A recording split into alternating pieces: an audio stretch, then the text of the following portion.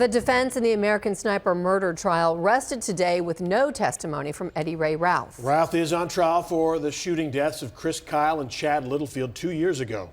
Phil Alvarado in Stephenville again tonight with who the defense brought to the stand today on the last day of testimony.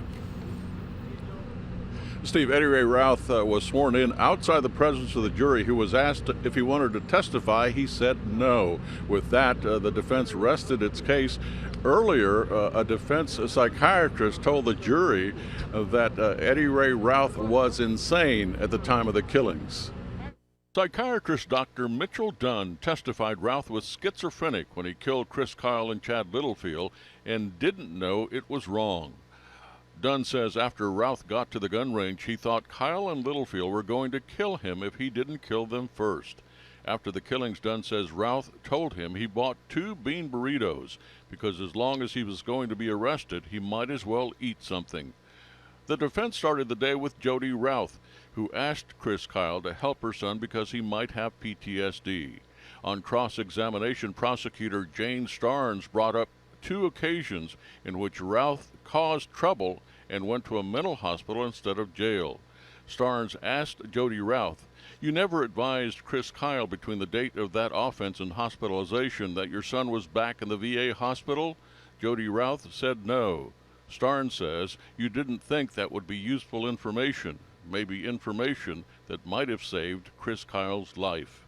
Stunned, Jody Routh says it didn't occur to her at the time. Routh's attorneys introduced a photo of Eddie Ray Routh in his Marine uniform with his mother. Prosecutors introduced a very different photo. Routh appears to be smoking a hookah pipe with his girlfriend next to him. The jury will return tomorrow to hear rebuttal testimony from the prosecution. After that, we'll have final arguments, but those are not expected as of right now until Monday. Steve? Phil, I want to touch back on the prosecution's point to kind of put it on Routh's mom, Jody, for not telling Chris Kyle that her son had been in the mental hospital twice. Do we know where the prosecution was going? Because their whole point has been to show that he is in fact sane and knew what he was doing was wrong, but I'm not sure that questioning goes to that, does it? How might it? That was a very interesting exchange.